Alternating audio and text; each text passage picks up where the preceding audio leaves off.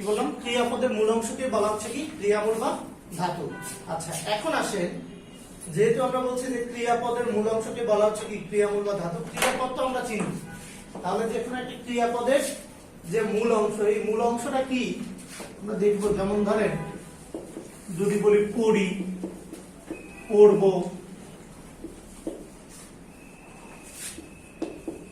বা ধরেন বললাম যে যাব, খাবো বা খাই। আচ্ছা এখন দেখেন এই যে ক্রিয়াপদগুলো, এই ক্রিয়াপদগুলো তো বিভিন্ন ভাবে চেঞ্জ হয়েছে বা বিভিন্ন ভাবে চেঞ্জ হয়।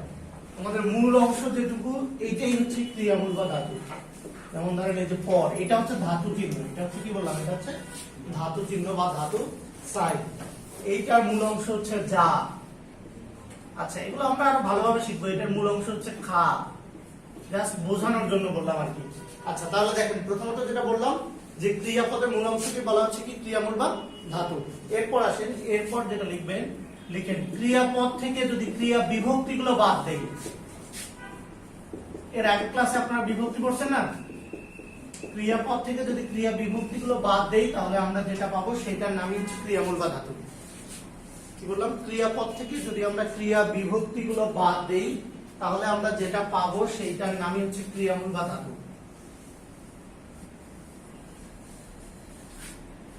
কত ক্লাসে বিভক্তি পড়েন নাই? আচ্ছা তাহলে বোঝার কথা, কি বললাম, ক্রিয়ামূল থেকে যদি আমরা ক্রিয়া বিভক্তি গুলো বাদ দেই তাহলে আমরা যেটা পাবো সেটাই হচ্ছে কি ক্রিয়ামূল বা ধাতু। যেমন আমরা লিখছিলাম একটু আগে যে পড়ি, পরযোগী, ওইখানে দেখেন পর মূল শব্দ, এটা হচ্ছে ক্রিয়ামূল। এখান থেকে যদি আমরা বাদ দিয়ে দিই তাহলে যা থাকতেছে সেটাই হচ্ছে কি ক্রিয়ামূল বা ধাতু, বিভক্তি যদি বাদ দেই। আচ্ছা এখন আসেন, এখন এখান থেকে একটু কোশ্চেন প্যাটার্নটা বুঝতে হবে, কি টাইপের কোশ্চেন হয়। প্রথমত একটা কোশ্চেন হচ্ছে কিছু বেসিক জিনিস, আপনাকে সংজ্ঞা টঙ্গা এগুলো জিজ্ঞেস করবে। যেমন এই যে ক্রিয়াপদের মূল অংশ কি কি বলা হয়, এই কোশ্চেন মনে হয় 20 বারের বেশি আসছে সংজ্ঞা থেকে। তারপর ধরেন সংজ্ঞা, প্রকারভেদ, তারপর ধরেন আপনার প্রকারভেদ গুলোর যে সংজ্ঞা, এগুলো এই টাইপ। একটা টাইপ কোশ্চেন হচ্ছে বেসিক কোশ্চেন। আচ্ছা আর একটা টাইপ কোশ্চেন হচ্ছে কোনটা বাংলা কোনটা সংস্কৃত। আপনি চিনতে পারতেছেন কিনা যে কোনটা বাংলা কোনটা সংস্কৃত, তার মানে ক্রিয়ামূল বা ধাতু চেনা। এইটা একটা টাইপ কোশ্চেন হচ্ছে। আরেকটা টাইপ কোশ্চেন হচ্ছে আপনার ধরেন একটা শব্দ দিয়ে দেবে, শব্দ দিয়ে বলতেছে যে এইটার ক্রিয়ামূল বা ধাতু নির্ণয় করতে বা বের করতে, মানে ধাতু নির্ণয় আর কি, বা ক্রিয়ামূল নির্ণয় যেটাই বলি না কেন। এই তিন টাইপের কোশ্চেন হচ্ছে এই জায়গা থেকে। এই তিন ধরনের কোশ্চেন হচ্ছে, আমি কিছুক্ষণ পর দেখাবো কি রকম কোশ্চেন হচ্ছে। এগুলোর জন্য আমাদেরকে যেটা জানতে হবে সেই বিষয়গুলোতে এখন আমরা চলে যাব। আচ্ছা প্রথমত আসেন, প্রথমত যেটা লিখবেন, লিখেন ক্রিয়ামূল বা ধাতু তিন প্রকার। ক্রিয়ামূল বা ধাতু তিন প্রকার।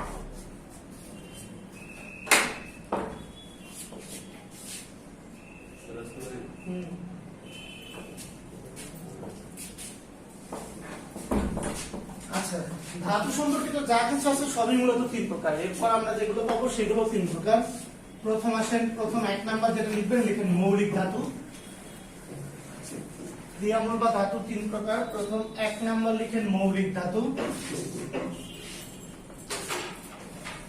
এক নাম্বার লিখেন মৌলিক ধাতু। দুই নাম্বার আসেন, দুই নাম্বার যেটা লিখবেন, লিখেন সাধিত ধাতু। তিন নাম্বার আসেন, তিন নাম্বার লিখবেন যৌগিক অথবা সংযোগমূলক ধাতু।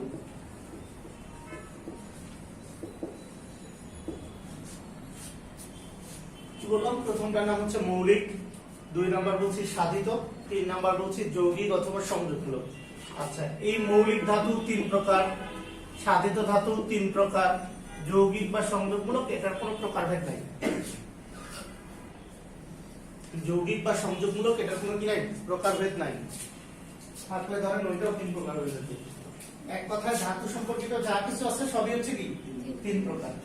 আচ্ছা তাহলে কি বললাম, মৌলিক, সাধিত আর হচ্ছে কি যৌগিক বা সংযোগমূলক। এখন আসেন প্রথম লিখেন মৌলিক ধাতু, নিচে লিখেন মৌলিক ধাতু। মৌলিক ধাতু যেটা লিখবেন, লিখেন যে সব ধাতুকে ভাঙা যায় না বা বিশ্লেষণ করা যায় না সেগুলো হচ্ছে মৌলিক ধাতু।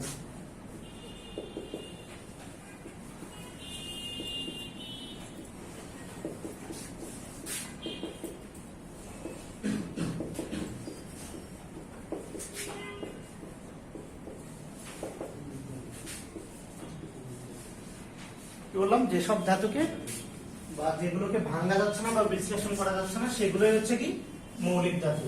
আচ্ছা, এখন আসেন মৌলিক ধাতুর কিছু এক্সাম্পল লিখে সবগুলো নিচে যেগুলো দুইটা করে আছে এগুলো নিচে অসংখ্য দেবেন।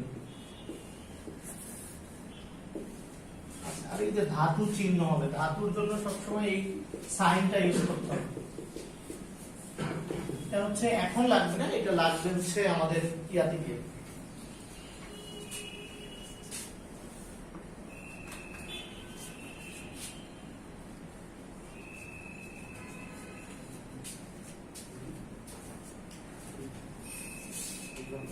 আচ্ছা, কি কি লিখছি আমি দেখেন, লিখছি আমি কর, যা, খা, মে, ধর, পর, তারপর লিখছি নাচ, তারপর লিখছি গা, তারপর দেখ। আচ্ছা, এখন খেয়াল করেন, দেখেন তো এগুলোকে কি আর ভাঙা যায়? এগুলোকে কোনোভাবে ভাঙা যায়? দেখেন এটাকে যদি আপনি ভাঙেন যে যা বা খা বা কর, কিছু থাকে? কিছু আর থাকতেছে না, আলাদা আলাদা হয়ে যাচ্ছে। আচ্ছা, এখন আসেন এই জন্য এগুলোকে বলা হচ্ছে মৌলিক। এখান থেকে কয়েকটা গুরুত্বপূর্ণ নোট লিখতে হবে। প্রথম আসেন 1 নাম্বার যেটা লিখবেন, লিখেন মৌলিক ধাতুর আরেক নাম হচ্ছে সিদ্ধ অথবা স্বয়ংসিদ্ধ ধাতু। কি বললাম? মৌলিক ধাতুর আরেক নাম হচ্ছে সিদ্ধ অথবা স্বয়ংসিদ্ধ ধাতু। মৌলিক ধাতুর আরেক নাম হচ্ছে সিদ্ধ অথবা স্বয়ংসিদ্ধ ধাতু। মৌলিক ধাতুর আরেক নাম হচ্ছে কি সিদ্ধ অথবা স্বয়ংসিদ্ধ ধাতু। আচ্ছা, এরপর আসেন 2 নাম্বার নোট যেটা লিখবেন, লিখেন মৌলিক ধাতুগুলো নিজেই ক্রিয়াপদ হিসেবে ব্যবহার হতে পারে। মৌলিক ধাতুগুলো নিজেই ক্রিয়াপদ হিসেবে ব্যবহার হতে পারে। আচ্ছা, দেখেন তো আমরা বলতে পারবো না তুই কর, তুই যা, তুই খা, তুই গা, তুই নে, তাহলে কি এগুলো ক্রিয়াপদ হয়ে যাচ্ছে না? হ্যাঁ, তাহলে এই যে নিজেই ক্রিয়াপদ হিসেবে ব্যবহার হতে পারে, এজন্যই কিন্তু মূলত এগুলোকে বলা হয় কি সিদ্ধ বা স্বয়ংসিদ্ধ। সিদ্ধ বা স্বয়ংসিদ্ধ মানে হচ্ছে উপযুক্ত। আমি কি বললাম যে মৌলিক ধাতুগুলো নিজেই কি হতে পারে? ক্রিয়াপদ হিসেবে ব্যবহার হতে পারে। মৌলিক ধাতুগুলো নিজেই ক্রিয়াপদ হিসেবে ব্যবহার হতে পারে। আচ্ছা, এখন আসেন, এখন লিখেন মৌলিক ধাতু 3 প্রকার। একটা লিখবেন বাংলা, একটা লিখবেন সংস্কৃত, আর একটা লিখবেন বিদেশি। মৌলিক ধাতু 3 প্রকার, একটা লিখবেন বাংলা, একটা লিখবেন সংস্কৃত, আর একটা লিখবেন বিদেশি। বাংলা, সংস্কৃত আর হচ্ছে বিদেশি।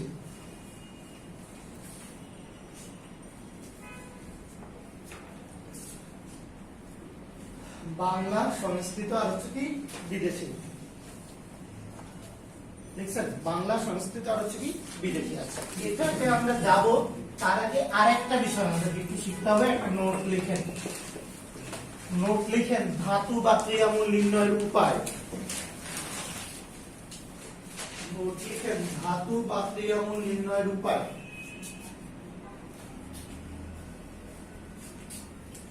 ধাতু বা ক্রিয়ামূল নির্ণয়ের উপায়।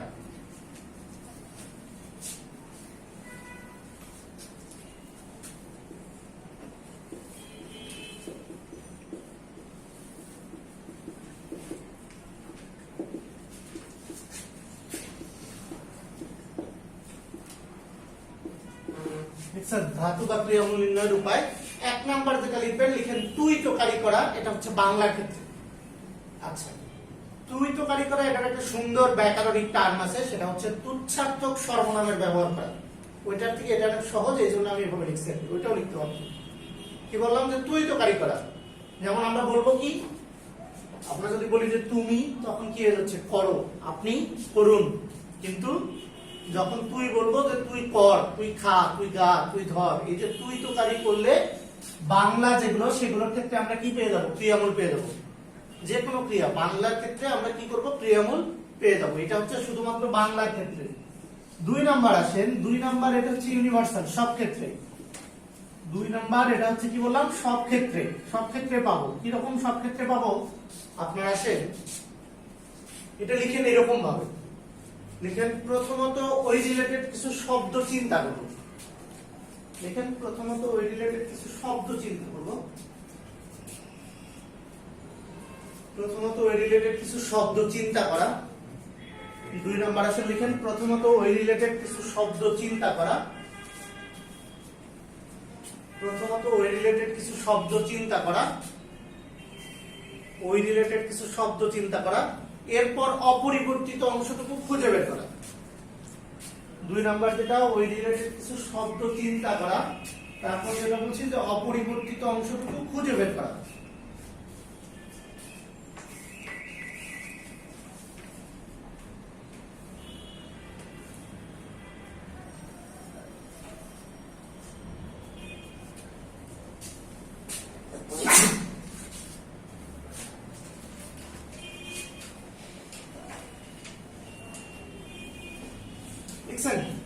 বললাম ওই রিলেটেড কিছু শব্দ চিন্তা করা, এরপর আমরা কি করবো, অপরিবর্তিত অংশটুকু খুঁজে বের করবো। আচ্ছা দেখেন, খেয়াল করেন, ধরেন আপনাকে একটা ক্রিয়ামূল দিল, ক্রিয়াপদ দিল যে পড়া, এইটার আপনাকে কি করতে হবে, ধাতু নির্ণয় করতে হবে। আপনি কি করবেন, এই রিলেটেড শব্দ চিন্তা করবেন। এই রিলেটেড শব্দ চিন্তা করা মানে পড়ার সাথে ধরেন পড়াই, ধরেন পড়বো, বা ধরেন পড়াতাম, আচ্ছা, বা ধরেন পড়তে যেতাম, আচ্ছা পড়তে যেতাম। আরেকটা শব্দ চিন্তা করা যাবে না, একটাই, পড়তে ধরেন।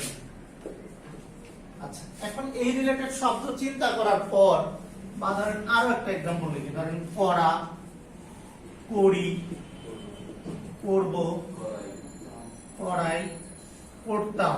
আচ্ছা, এখন আপনি দেখেন, খেয়াল করেন, এটা এই দুইটা যে আমরা লিখলাম, এই দুইটার অপরিবর্তিত অংশগুলো কি বলেন দেখি।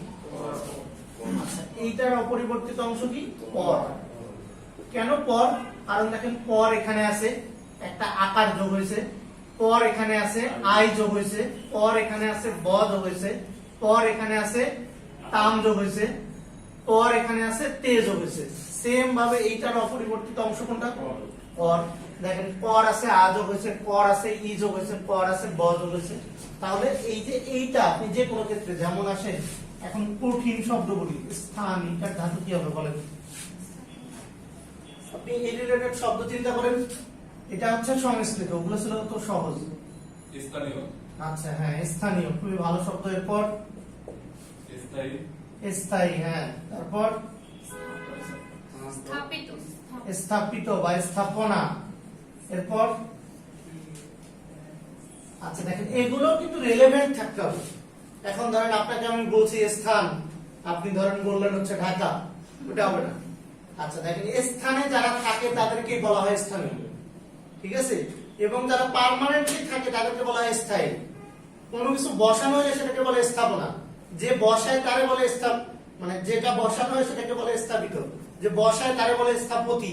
এখন আপনি খেয়াল করেন যে অপরিবর্তিত অংশ কোনটা, স্থান। তাহলে এই যে অপরিবর্তিত অংশ স্থায়ী, এটা হচ্ছে এই শব্দের ধাতু। এবং ক্রিয়ামূল বা ধাতুর মজার বিষয় হচ্ছে এটা, একটা শব্দের যখন আপনি ক্রিয়ামূল বা ধাতু বের করলেন, এই রিলেটেড 1 লক্ষ শব্দ যদি থাকে, আপনার ধরেন সেইটার ক্রিয়ামূল বা ধাতু হবে স্থান, যত শব্দই থাকে। তাহলে দেখেন তো বের করা যাবে না। বাংলার ক্ষেত্রে বলছি কি তুই তো কারি করা, আর হচ্ছে কি সংস্কৃত বা সবগুলোর ক্ষেত্রে বলছি কি ওই রিলেটেড শব্দ চিন্তা করা, এরপর কি করা, অপরিবর্তিত অংশটুকু খুঁজে বের করা। খুবই সহজ, এটা বুঝতে পারছেন তো? এটা বুঝতে পারলে অনেক কাজ হয়ে গেছে। আচ্ছা এখন আসেন, এখন যে আমরা লিখছিলাম যে কি কি লিখছিলাম, বাংলা মৌলিকের 3 প্রকার লিখলাম না, কি লিখছিলাম, বাংলা, সংস্কৃত আর হচ্ছে কি বিদেশি। আচ্ছা সেই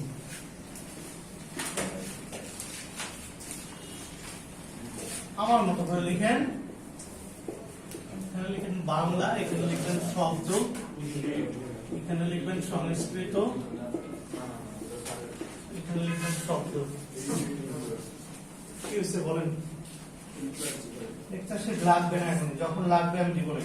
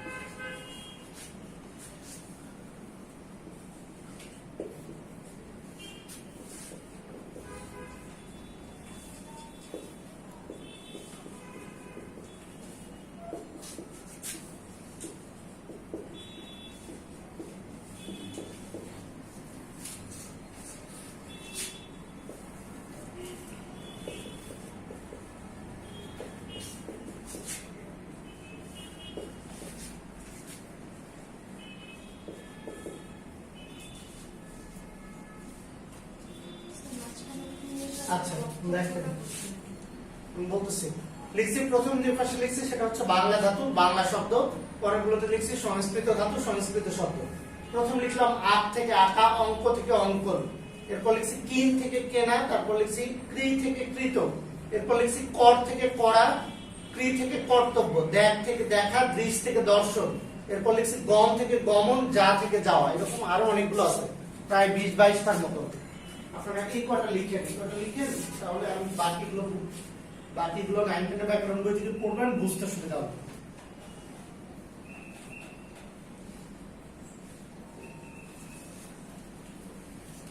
আচ্ছা দেখেন খেয়াল করেন এখানে এই যে আমরা বাংলা, আপনার পরীক্ষায় আসবে কিরকম জানেন, নিচের কোনটি বাংলা ধাতুর উদাহরণ বা নিচের কোনটি সংস্কৃত ধাতুর উদাহরণ। তাহলে বাংলা আর সংস্কৃতের মধ্যে পার্থক্য কি? বাংলার ক্ষেত্রে কি করা যায় বলছিলাম মনে আছে, তুই তোকারি করা যায়, তুই তোকারি করা যায়। আর সংস্কৃতের ক্ষেত্রে কি করা যায় না, তুই তোকারি করা যায় না, এটা মনে রাখবেন। কারণ দেখেন আপনাকে যখন বলতেছে নিচের কোনটি বাংলা ধাতুর উদাহরণ, আপনি এক্সাম্পল গুলো এভাবে টেস্ট করতে পারবেন যে তুই আঁক, তুই কিন, তুই কর, তুই দেখ। কিন্তু দেখেন তো আপনি বলতে পারবেন তুই অঙ্ক, বলা যাচ্ছে না। তুই ক্রি বলা যায়, তুই ক্রি, তুই দৃশ, এগুলো কিন্তু বলা যাচ্ছে না। তাহলে বাংলার ক্ষেত্রে কি করা যায়, তুই তোকারি করা যায়। বুঝে নাই? ও আচ্ছা, এটা হচ্ছে উল্টা লিখে ফেলছে, এটা উল্টা লিখে ফেলছে। যাটা হবে এই পাশে, এই যে গম এটা হচ্ছে সংস্কৃত, এইটা যাবে এখানে, এইটা আসবে। ভালো কথা বুঝতে, এটা হচ্ছে উল্টা লিখে ফেলছে। বাংলাটা আসবে এই পাশে, সংস্কৃতটা যাবে ওই পাশে।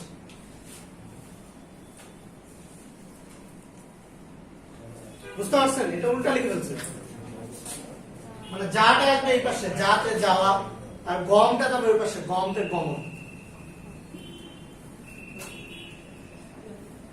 যাটা হচ্ছে বাংলা। আচ্ছা তাহলে দেখেন বাংলার ক্ষেত্রে কি করা যাচ্ছে, তুই তোকারি করা যাচ্ছে, সংস্কৃতের ক্ষেত্রে তুই তোকারি করা যাচ্ছে না। আচ্ছা 19 এর যে পুরাতন বাংলা ব্যাকরণ বই, ওই বইয়ে দেখবেন এটার একটা লিস্ট আছে, এই লিস্টটা কষ্ট করে পড়ে ফেলবেন, তাহলে আর কোনো সমস্যা হবে না। 19 এর পুরাতন বাংলা ব্যাকরণ বই দেখবেন, এটা একটা লিস্ট দেয়া আছে ধাতুর, একদম ওই পেজে শুরুতে এই পেজ ও পেজ মিলায় আছে। আচ্ছা তাহলে এই গেল বাংলা, এই গেল সংস্কৃত, এগুলো এখন চিন্তা পাবেন। এখন আসেন যেটা লিখবেন 3 নাম্বার লিখেন বিদেশি।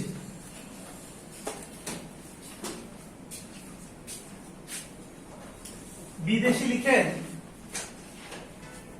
যেগুলো বাংলা বা সংস্কৃত ছাড়া অন্যান্য ভাষা থেকে আসছে সেগুলোই বিদেশি। যেগুলো বাংলা বা সংস্কৃত ছাড়া অন্যান্য ভাষা থেকে আসছে সেগুলোই হচ্ছে কি বিদেশি। বাংলা বা সংস্কৃত ছাড়া অন্যান্য ভাষা থেকে এসেছে সেগুলোই হচ্ছে কি বিদেশি। এরপর যেটা লিখবেন, বিদেশিগুলো অধিকাংশই হচ্ছে হিন্দি আর ফার্সি। বিদেশিগুলো অধিকাংশই হচ্ছে হিন্দি, ফার্সি, আরবিও আছে কিছু কিছু, কয়েকটা বিদেশি লেখা রাখেন।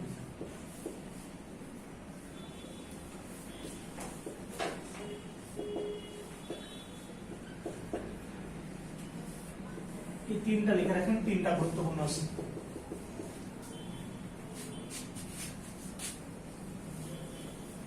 একটা লিখছি লটক, একটা লিখছি ডর, একটা লিখছি আট। বলে না কোনো কিছু আটকানো, তোর কি ভয় ডর নাই, এই যে ডর আর লট কানো বলে না, এই 3টা বিদেশি লিখে রাখি।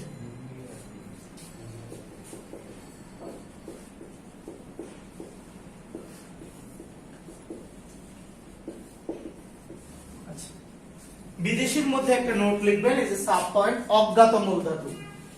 বিদেশির মধ্যে একটা লিখবেন যেটা, সেটা হচ্ছে কি অজ্ঞাত মূল ধাতু। অজ্ঞাত মূল ধাতু লিখেন যে ধাতুর উৎস মূল খুঁজে পাওয়া যায় না, যে ধাতুর উৎস মূল খুঁজে পাওয়া যায় না সেটাকে বলা হচ্ছে অজ্ঞাত মূল ধাতু।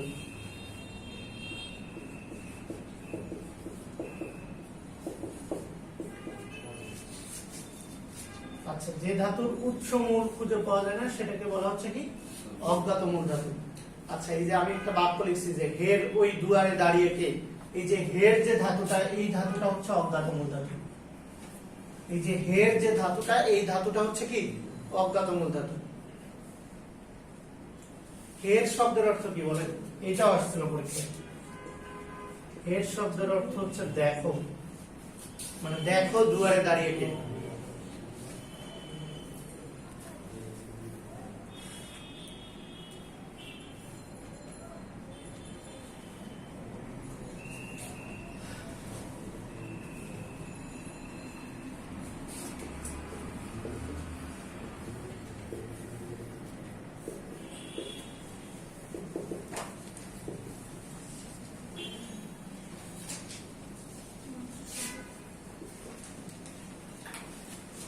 আচ্ছা, এবার আসেন, এবার যেটা লিখবেন 2 নাম্বার লিখেন সাধিত ধাতু।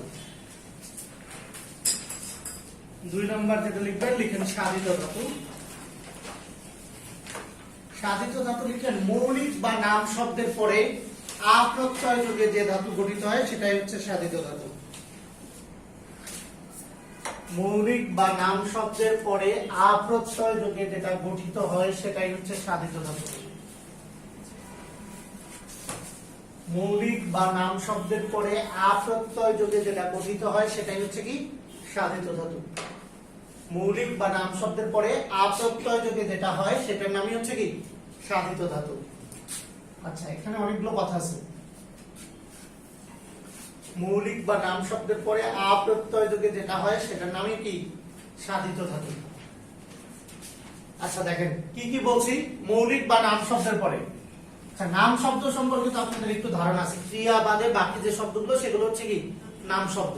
আচ্ছা, মৌলিক তো আগেই চিনলেন, যেমন মৌলিক আপনি দেখছেন পর, কর, এগুলো মৌলিক ধাতু হিসেবে পাইছেন আপনি। এখন আমি যদি বলি পড়া বা করা, এইটাও কিন্তু একটা ধাতু, এবং এটা কোন ধরনের ধাতু? সাধিত ধাতু। এইটাও একটা ধাতু, এবং এটা কোন ধরনের ধাতু? সাধিত ধাতু। এখন আসেন, আপনি বলতেছেন যে ভাই এইটাও ধাতু ওইটাও ধাতু, তাহলে আমরা ইউজ করব কোনটা?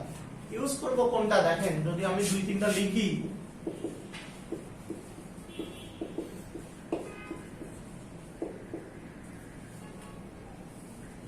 পড়াবো। আচ্ছা বলেন দেখি এই তিনটা কি হবে? প্রথমটা কি হবে বলেন?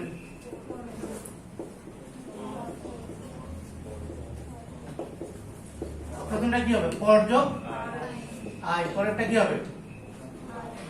পরযোগ আয়। তারপরটা কি হবে? পরযোগ ব। আচ্ছা, এখন আপনি দেখেন, খেয়াল করেন, যখন আমরা প্রত্যয় করব তখন আমরা এগুলো পাবো আর কি। আপনার দেখেন এটা হইছে, এটাও হইছে, বাট এটা হয়নি। এটা হয় নাই কারণ এই কারণে পরের যে অংশটা, এই পরের অংশটা নরমালি কোনো অর্থ থাকা যাবে না। দেখেন পরে আরেকটা ক্রিয়া চলে আসছে আমাদের, আমরা বলতে পারবো না তুই এদিকে আয়। তখন আমাদেরকে কি করতে হবে? যখন এরকম ঝামেলা হবে তখন এখানে একটা আ বসায় দিতে হবে। দেখেন এটাও কিন্তু একটা ধাতু। কোন ধাতু? সাধিত ধাতু। তখন দেখেন এই আটা যখন আপনি সামনে নিয়ে আসলেন, হয়ে গেল কি পড়া, আর এখানে শুধু অন্তস্থ আ থাকলো। এখন শুধু অন্তস্থ অর্থ ওরকম ভাবে কোনো অর্থ নাই, মিনিং নেই। তখন হয়ে গেল কি পড়া যোগ অন্তস্থ আ, তখন এটা সঠিক হয়ে গেল। বোঝা গেছে বিষয়টা? বুঝতে পারছেন? কাজ করছে মাথায়? আচ্ছা, এখন আসেন তাহলে সাধিত যেটা বললাম এটা গেল হচ্ছে মৌলিকের এক্সাম্পল। নাম শব্দের সাথে কিরকম? যেমন দেখেন তো ঘুম একটা নাম শব্দ না? ঘুম নাও না, এর সাথে ধরেন আমি আ লাগাই দিলাম, কি হয়ে গেল? ঘুমা। তাহলে এই যে ঘুমা, এইটাও হয়ে গেল কি সাধিত ধাতু। সাধিত, তাহলে বুঝতে পারছেন যেটা বলছি, মৌলিক বা নাম শব্দের সাথে আ প্রত্যয় যোগে যেটা হয় সেটা কি সাধিত।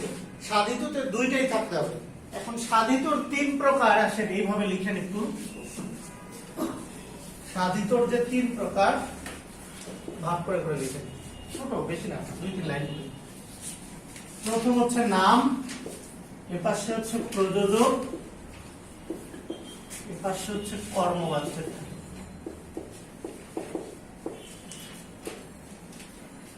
আচ্ছা দেখেন, সাধিতর মধ্যে ছিল স্পেসিফিক, মূল, মানে দুইটাই ছিল, মৌলিক অথবা কি ছিল নাম, দুইটাই ছিল। এখানে শুধু নাম শব্দ প্লাস আ, শুধু নাম শব্দ প্লাস আ, সেটাকে আমরা বলতেছি কি নাম ধাতু। তাহলে সাধিত ধাতু আর নাম ধাতুর মধ্যে পার্থক্য কি? সাধিততে ছিল মৌলিক ধাতু অথবা কি নাম শব্দের পরে আ প্রত্যয় যোগ। এখানে কি শুধু নাম শব্দ প্লাস কি আ, স্পেসিফিক করে বলছে। যেমন ওই যে ঘুমা, তারপরে যদি বলি এই যে বেত যোগ আ, কি হয়ে যাবে? বেতা। এই যে এগুলো হচ্ছে কিসের উদাহরণ? নাম ধাতুর উদাহরণ। তাহলে এটার স্পেসিফিকেশন হচ্ছে ওইটার থেকে একটু আলাদা। ওইটাতে শুধু সবকিছু ইনক্লুডেড, এইটাতে শুধু নাম শব্দ প্লাস কি আ আ তাহলে হয়ে যাচ্ছে কি নাম ধাতু। তাহলে নাম ধাতু তো বুঝতে পারছেন। এবার আসেন প্রযোজক। প্রযোজক যেটা লিখবেন, লিখেন প্রযোজক ক্রিয়ার যে ধাতু। প্রযোজক ক্রিয়ার যে ধাতু, এর আগের দিন পড়াইছি না প্রযোজক ক্রিয়া, আগের ক্লাসে পড়াইছি। আচ্ছা, প্রযোজক ক্রিয়ার যে ধাতু, যেমন ধরেন মা শিশুকে চাঁদ দেখাচ্ছেন,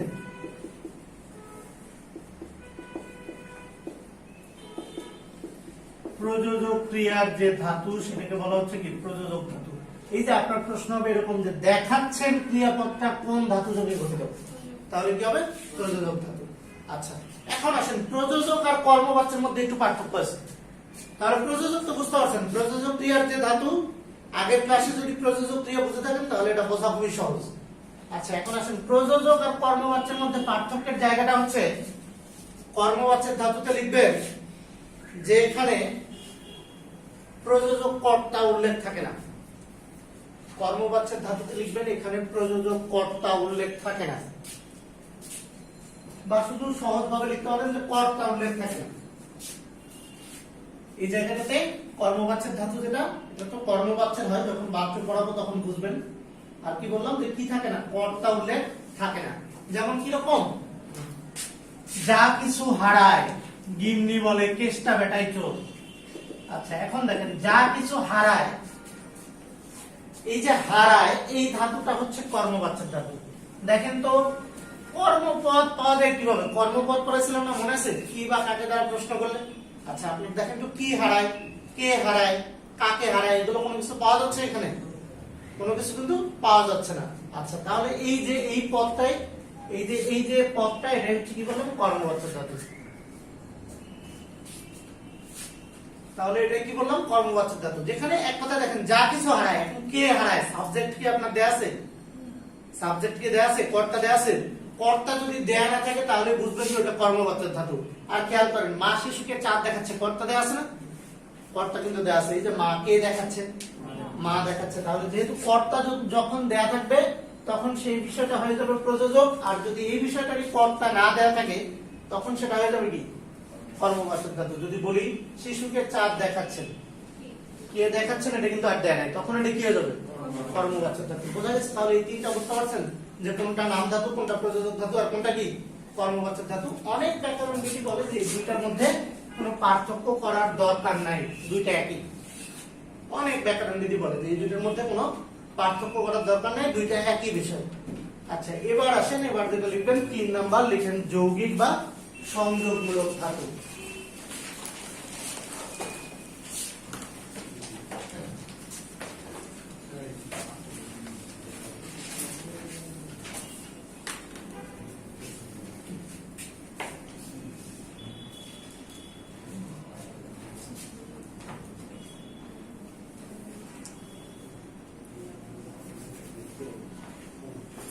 যৌগিক বা সংযোগমূলক ধাতু লিখছেন,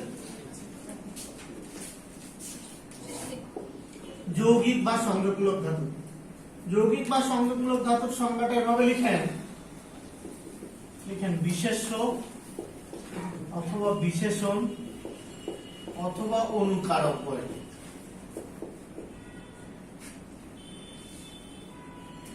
অনুকার বা ধনাত্মক অব্যয় একই কথা, অনুকার অব্যয় অথবা কি বললো বিশেষ্য বিশেষণ অথবা অনুকার অব্যয়। এই প্রথম অংশ হচ্ছে এগুলো থাকবে, এরপরে প্লাস একটা মৌলিক ধাতু থাকবে, এর সাথে প্রত্যয় যুক্ত থাকবে। এই ফরমেশনের যেটা গঠিত হবে সেটাকে বলা হচ্ছে কি যৌগিক অথবা কি বললাম সংযোগমূলক। আচ্ছা, আগে লিখেন, আমি বুঝা দিচ্ছি, বুঝা দিলেই সহজ। কি বললাম তাহলে, যৌগিক বা সংযোগমূলক ধাতুর সংজ্ঞা বলেন বা গঠন বলেন, গঠনটা হচ্ছে এরকম। আচ্ছা দেখেন, এগুলোকে কিন্তু এক কথা বলা যায় নাম শব্দ বা নাম পদ। এই যেগুলো যতগুলো লিখছে না, এগুলোকে কিন্তু এক কথায় বলা যায় নাম শব্দ বা নাম পদ। তার মানে নাম শব্দের সাথে মৌলিক ধাতু, এরপরে প্রত্যয়। এই যে আগেরটার সাথে যদি আবার খেয়াল করেন, সাধিতর সাথে কিন্তু পার্থক্য আছে। ওইখানে ছিল কি শুধু কি প্রত্যয়, আ প্রত্যয়, আর এটা কিন্তু কি নাম পদের পরে একটা কি থাকবে মৌলিক ধাতু থাকবে, তারপরে কিন্তু কি থাকবে প্রত্যয় থাকবে। আচ্ছা, বিষয়টা কেমন যেমন ধরেন, আচ্ছা বিশেষ্য বিশেষণ তো বোঝেন, বিশেষ্য বিশেষণ দিয়েও এক্সাম্পল দেওয়া যাবে।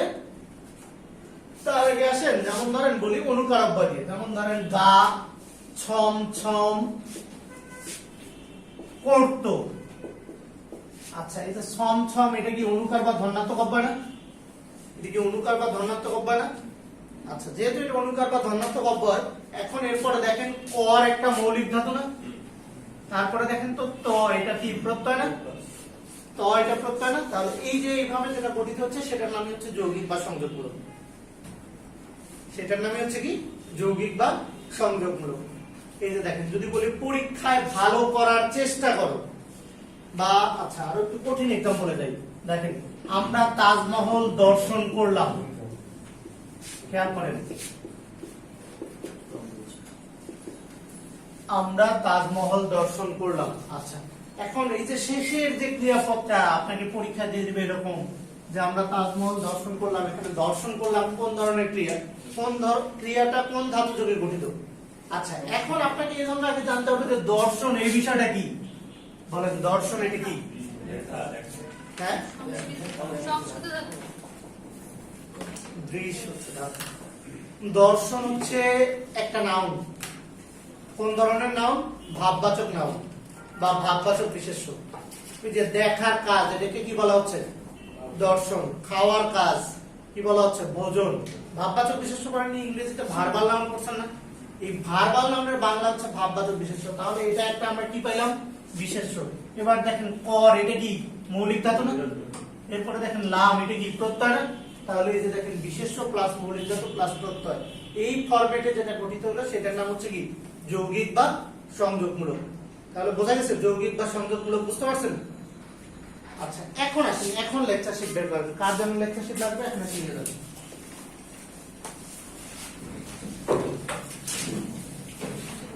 বের করেন পেজ নাম্বার 7। লেকচার শিট বের করেন পেজ নাম্বার 7।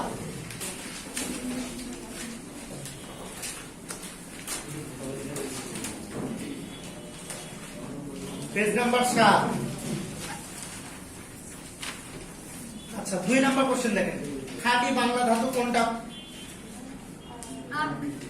আ।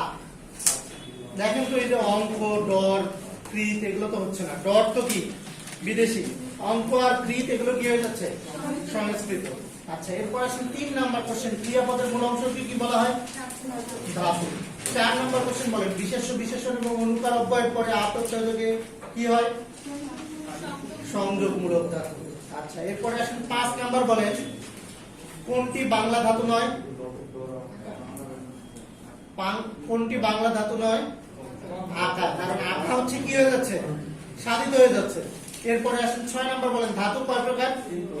3 প্রকার। 7 নাম্বার বলেন নিচের কোনটি সাধিত ধাতুর উদাহরণ? আকা। 8 নাম্বার বলেন যে ধাতুকে প্রকৃতি প্রত্যয় রূপে বিশ্লেষণ করা যায় না তাকে কি বলে? মৌলিক ধাতু। এই যে ভাঙ্গা জানা মানে প্রকৃতি প্রত্যয় রূপে বিশ্লেষণ করা যায় না, এটা তো একই কথা। 9 নম্বর বলেন গমন শব্দের ধাতু কোনটি? গম। আচ্ছা 10 নম্বর বলেন পড়া শব্দটি কোন ধাতু? সাধিত ধাতু। আচ্ছা এরপরে আসেন 11 নম্বর গজা কোন ধাতুর উদাহরণ? 11 গজা সাধিত ধাতু, কারণ আ প্রত্যয় যোগ আছে। আচ্ছা এরপরে আসেন 12 নম্বর পাঠক কোন শ্রেণীর ধাতু থেকে গঠিত? পাঠক কি হবে? পঠ যোগ অ, তার মানে কি সংস্কৃত মূল। আচ্ছা এরপর আসেন 13 নম্বর বলতেছে আ প্রত্যয় যোগে গঠিত হয় কোন ধাতু? আ প্রত্যয় যোগে গঠিত হয় কি সাধিত ধাতু। এরপরে আসেন 14 নম্বর বাংলা ভাষায় ধাতুর গণ কয়টি? 20টি। 20টি ধাতুর গণ 20টা। আচ্ছা এরপরে আসেন 15 নম্বর কোন শব্দে ধাতু প্রত্যয় যুক্ত হয়েছে? পাঠক। আচ্ছা এরপরে আসেন 16 নম্বর নাম শব্দের পরে আ প্রত্যয় যদি যেটা হয় সেটাকে কি বলে? নাম ধাতু। তাহলে দেখেন সব কোশ্চেনই আপনি পারেন। যেগুলো কোশ্চেন আসছে শুধু 1 নাম্বার কোশ্চেনটা পড়ি নাই, বাকি 2 থেকে পড়াশোনা করছি, সব কোশ্চেনই আপনি পারেন।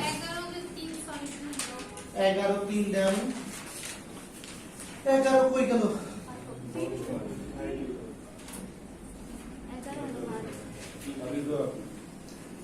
11 তো অজ্ঞাত মূল হবে না? 11 তো সাধিতই হবে। আ প্রত্যয় যোগে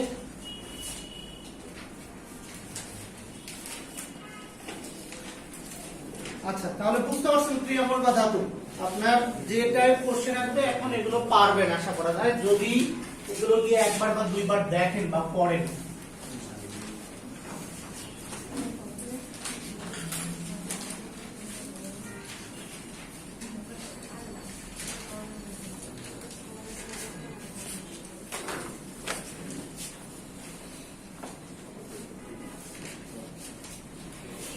আচ্ছা, এখন আসেন প্রকৃতি প্রত্যয়।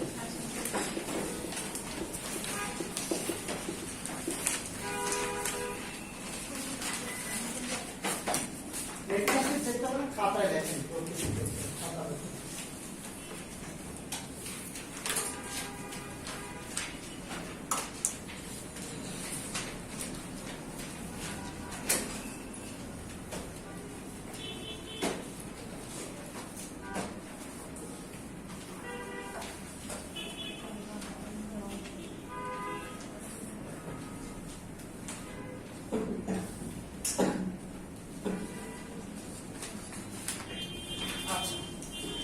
প্রকৃতি প্রত্যয় পড়ার আগে বলি অনেক ভাবে পড়ানো যাবে, অন্তত 2-3 রকম ভাবে পড়ানো যাবে।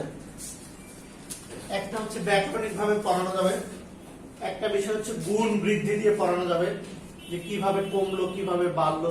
এই যে আপনারা দেখতেছেন না যে হচ্ছে ধরেন পট যোগ অক, এটা হয়ে যাচ্ছে কি পাঠক। এই যে একটু একটা আ যোগ হইলো বা অনেক সময় একটা আ বাদ পড়ে যাচ্ছে, এই যে কমা বাড়া, এগুলোর নামই হচ্ছে গুণ বৃদ্ধি।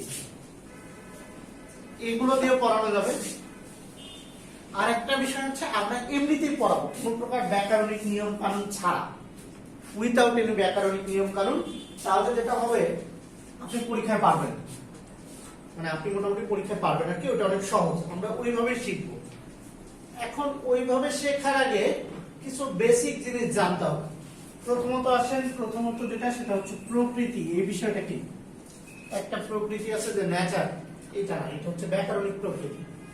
আচ্ছা, প্রকৃতি জানার আগে আসেন প্রথমত লিখেন, আবার লিখেন যে ক্রিয়াপদের মূল অংশকে বলা হয়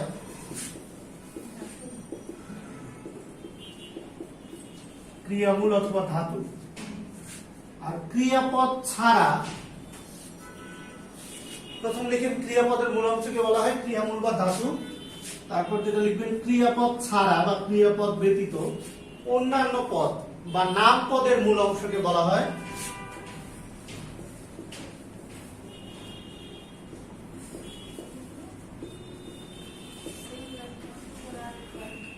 ক্রিয়াপদের মূল অংশকে বলা হয় ক্রিয়ামূল বা ধাতু। আর ক্রিয়াপদ ছাড়া অন্যান্য পদ বা নাম পদ যেটাকে বলছি আমরা, নাম পদের মূল অংশকে বলা হয় প্রাতিপদিক অথবা শব্দমূল।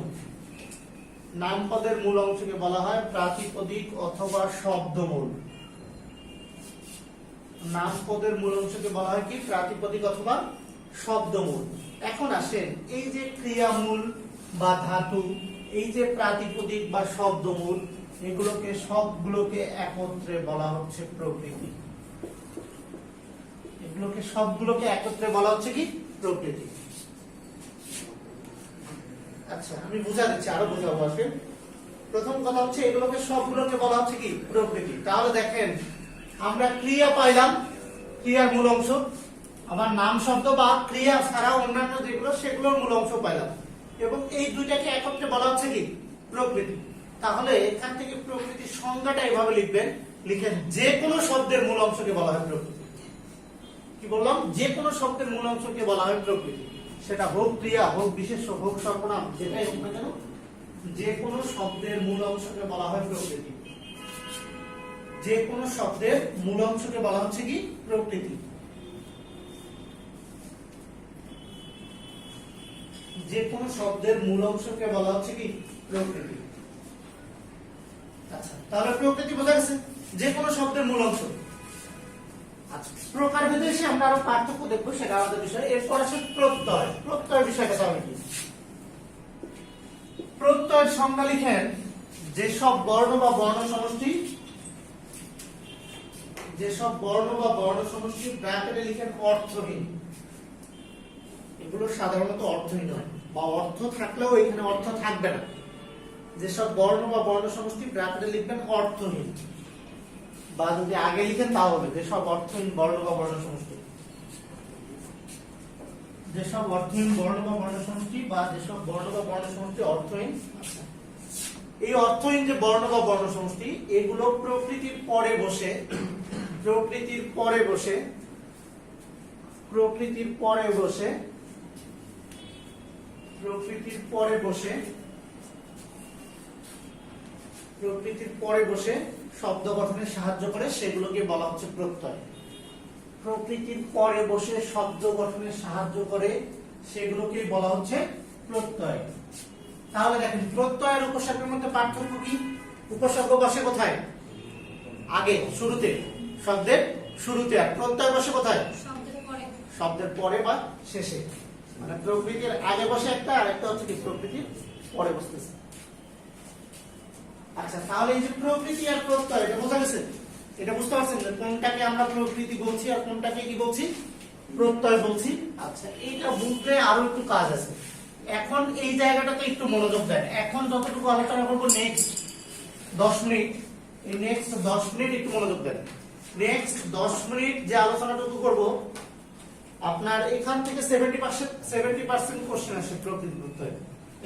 পরে যে মনে করেন পরে যে 1 ঘন্টা বক করবো, সেখান থেকে 30% কোশ্চেন আসে। আচ্ছা, এই জায়গাটা খুবই বেসিক। আসেন, প্রকৃতি হচ্ছে 2 প্রকার। প্রকৃতি কয় প্রকার? 2 প্রকার। এরকম ভাবে সেম ভাবে প্রত্যয় হচ্ছে 2 প্রকার। প্রকৃতি 2 প্রকার, প্রত্যয় হচ্ছে কি 2 প্রকার। প্রকৃতি 2 প্রকার কি কি? একটা হচ্ছে নাম প্রকৃতি, আরেকটা হচ্ছে ক্রিয়া প্রকৃতি। আচ্ছা, এখন আসেন, এখানে এসে অনেকে ঝামেলা করবেন। দেখেন, যেইটার নাম নাম প্রকৃতি সেইটার নামই প্রাতিপদিক বা শব্দমূল, একই কথা। কি বলছি?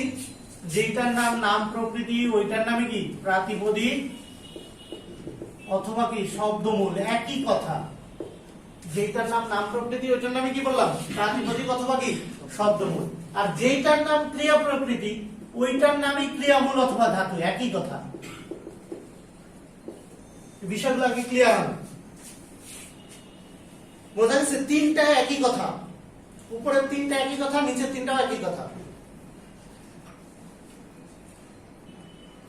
আগেরগুলোর সাথে রিলেট করার চেষ্টা করেন। কোনো সমস্যা আছে? এই যে বললাম 3টা একই জিনিস, এটা নিয়ে কারো কোনো মতভিন্নতা আছে? মত পার্থক্য আছে কোনো? নাই, থাকার কথা না। আচ্ছা, আসেন দেখেন, এবার আসেন প্রত্যয় 2 প্রকার। একটাকে বলা হচ্ছে কৃত প্রত্যয়, একটাকে বলা হচ্ছে তদ্ধিত প্রত্যয়। এখন আসেন, আমাদের কাজ কিন্তু হচ্ছে এগুলো নিয়ে, উপরেরটা নিয়ে না। উপরেরটা যেটা কাজ, এটা আমরা ক্রিয়ামূল বা ধাতুতে শেষ করে আসছি, ওখানেও একটু কাজ আছে, কিন্তু আমাদের এই টপিকের পড়াশোনা মূলত হচ্ছে প্রত্যয় নিয়ে। কি নিয়ে? প্রত্যয় নিয়ে। আচ্ছা দেখেন, আপনি প্রকৃতি প্রত্যয় না পারার অন্যতম একটা কারণ হচ্ছে আপনি প্রত্যয়গুলো জানেন না। ইংরেজিতে সাফিক্স প্রিফিক্স পড়ছেন না। এখন আপনি যদি না জানেন যে টিআইওএন এইটা যুক্ত থাকলে সেটা নাউন হয়, বা যদি না জানেন যে হুড এটা একটা সাফিক্স প্রিফিক্সের অংশ, তাহলে কিন্তু আপনি তৈরি করতে পারবেন না। এই যে আমাদের সমস্যা হচ্ছে যে এই যে শোন, হুড, এই যে এসআইওএন, এই যে ধরেন এলয় যুক্ত থাকলে অ্যাডজেক্টিভ, এই বিষয়গুলো আমরা বাংলায় জানি না। এইরকম ধরেন 80-85টার মতো প্রত্যয় আছে। এই প্রত্যয়গুলো যদি আপনি জানেন তাহলে প্রকৃতি প্রত্যয় সবই আপনি পারবেন। বোঝা গেছে? কথা বুঝতে পারছেন? আচ্ছা, এখন আসেন দেখেন, তাহলে উপরের 3টা একই, নিচের 3টা একই, আর এখান থেকে বললাম 2 প্রকার। এখন এখানে কথা হচ্ছে যে সবাই সবার সাথে যায় না, স্পেসিফিক বিষয়গুলো কিরকম। যেমন আসেন, এখানে একটা নোট লিখেন। নোট লিখে প্রথম 1 নাম্বার যেটা লিখবেন, 1 নাম্বার লিখেন ক্রিয়া প্রকৃতি প্লাস কৃত প্রত্যয় ইকুয়াল যেটা গঠন করবে এইটার নাম হচ্ছে কৃদন্ত পদ। আচ্ছা, 2 নাম্বার যেটা, 2 নাম্বার হচ্ছে নাম প্রকৃতি প্লাস তদ্ধিত প্রত্যয়, আর এই 2টা মিলে যে পদটা গঠন করবে সেইটার নাম হচ্ছে তদ্ধিতান্ত পদ। আপনার সব পরীক্ষার অধিকাংশ কোশ্চেন এখান থেকে আসবে। নিচের কোনটি কৃত প্রত্যয় যোগে গঠিত, নিচের কোনটি কৃদন্ত পদ, নিচের কোনটি তদ্ধিত প্রত্যয় যোগে গঠিত, নিচের কোনটি তদ্ধিতান্ত পদ, নিচের কোনটি ক্রিয়া প্রকৃতি, নিচের কোনটি নাম প্রকৃতি। এই যে দেখেন 4 টাইপের কোশ্চেন এখানে, 4 টাইপের কোশ্চেনই কি বলছি এখানে। তাহলে দেখেন এখানে গুরুত্বপূর্ণ বিষয় যেটা সবার সাথে সবাই যাবে না।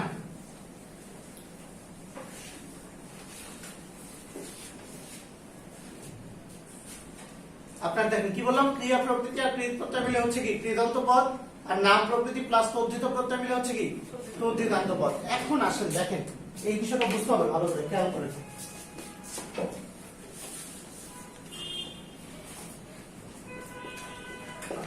দেখেন আমি দুইটা শব্দ লিখলাম, একটা লিখলাম পড়াই আর একটা লিখছি ঢাকায়, খেয়াল করেন। আচ্ছা আরো দুইটা লিখি, ধরেন লিখলাম পড়ুয়া, আরেকটা লিখলাম হচ্ছে ঘরোয়া। আচ্ছা এই শব্দটা একটা খেয়াল করেন আপনি। দেখেন প্রথমটাতে আমি লিখলাম কি পড়াই, যদি আমরা ভাঙি কি হবে পর যোগ আই। আচ্ছা ধাতু চিহ্নটা পড়ে দিই। আচ্ছা ঢাকায় যদি আমি ভাঙি কি হবে ঢাকা যোগ আই। আচ্ছা এখন দেখেন একই বিষয় কিন্তু যুক্ত হয়েছে, একই জিনিসই কিন্তু যুক্ত হয়েছে। এই যে আই আই বিল আছে না, কোনো পার্থক্য আছে? একই জিনিসই যুক্ত হয়েছে। এখানে খেয়াল করেন যদি আমরা করি পর যোগ উয়া, এখানে যদি খেয়াল করি কি হবে ঘর যোগ উয়া, একই বিষয় কিন্তু যুক্ত হয়েছে। বিষয়টা হচ্ছে বুঝে নাকি পরে লিখেন। ধরেন মধ্যযুগে কোন একটা মেয়ে রাজার সাথে বিয়ে হয়ে গেল, সে কি হয়ে যাবে রানী। আর ধরেন মেথরের সাথে বিয়ে হয়ে গেল, সে কি হয়ে যাবে। আচ্ছা এই টাইপ বিষয়টা, যখন যার সাথে যাচ্ছে তখন তার, বুঝা গেছে কি বললাম, যখন যার সাথে যাচ্ছে তখন তার, একই জিনিসই। আচ্ছা দেখেন এখন আসুন খেয়াল করেন, এই যে আই আই আপনাকে ধরেন বলবে যে পড়াই পর যোগ আই, এখানে আই প্রত্যয়টা কোন প্রত্যয়, বা পড়াই শব্দটাতে প্রত্যয়টা কোন প্রত্যয়। এখন আপনার এইটা নির্ণয় করতে হবে যে এটা কৃত প্রত্যয় না তদ্ধিত প্রত্যয়, সেটা আগের অংশ দেখে হবে।